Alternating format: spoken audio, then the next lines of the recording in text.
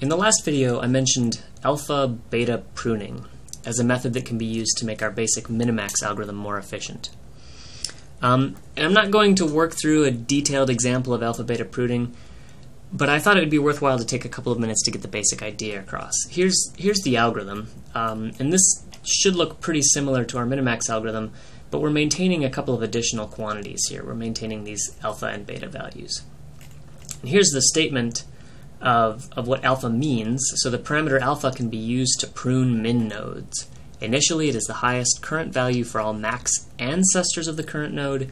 Any min node whose current value is less than or equal to its alpha value does not have to be explored further. What does that mean?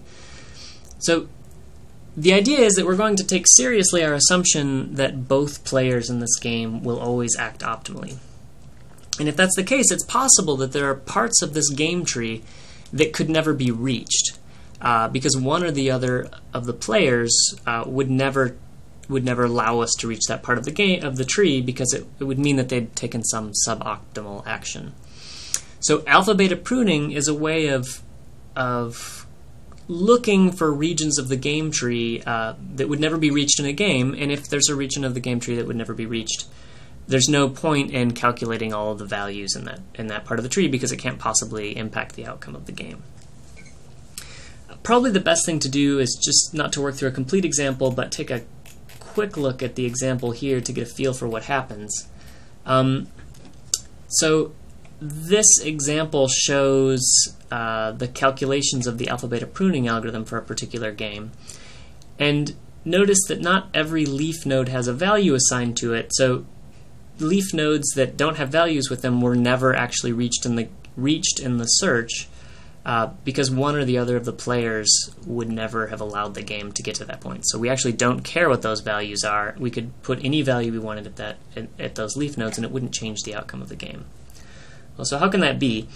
Notice that alpha and beta, I guess it's not clear here. Here we go. Alpha and beta. Alpha is initialized to negative infinity. Beta is initialized to infinity. Right? So initially, the best possible outcome that we know of for max is negative infinity, but that's going to go up as soon as we find an output or an outcome that he can reach that's better than that. So let's say we were involved in a depth first traversal of this tree. We got down to this point. This is a min node.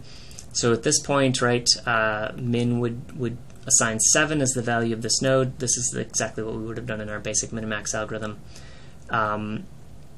So Max is in the midst of making that calculation. He's seen that this left min node has a value of 7, and he immediately can draw a conclusion. He can say, well, if I ever get to this point in the game tree, I know that I can have an outcome that's at least as good as 7, right? Maybe there's going to be some better outcome over here to the right, but I know that I can get at least 7. And we'll pass that information down when we calculate this min node. And at this point, if in the calculating this min node we ever see an outcome that's lower than 7, we can immediately stop calculating, because that means that this point would never be reached in the game, right?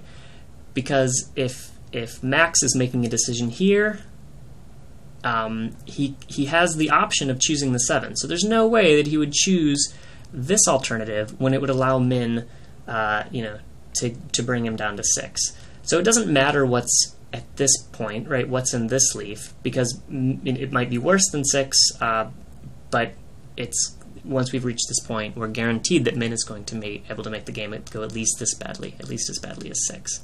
So we don't finish that calculation.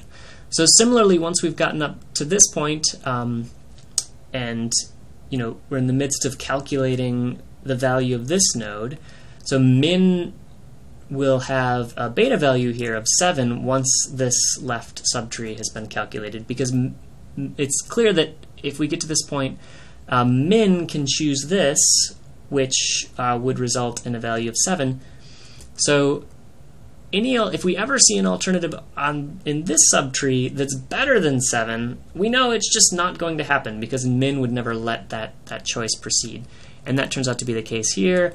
Max is involved in calculating the value by looking at this left subtree. this 11 ends up percolating up. Uh-oh. We see that 11 is greater than 7, so there's no point in continuing to calculate this right subtree, because we can immediately conclude that we'll never get down here, right? Min would have chosen this left branch. There's no way that Min would let this right branch happen, because then there would be a way for Max to reach this 11 outcome. So that's the basic idea. And how many of these nodes we're able to avoid calculating values for is just going to be a function of the particular game and the order that we visit these nodes. But in practice, it can make a pretty big difference, right? Maybe you can calculate your min-max values in half the time, something like that.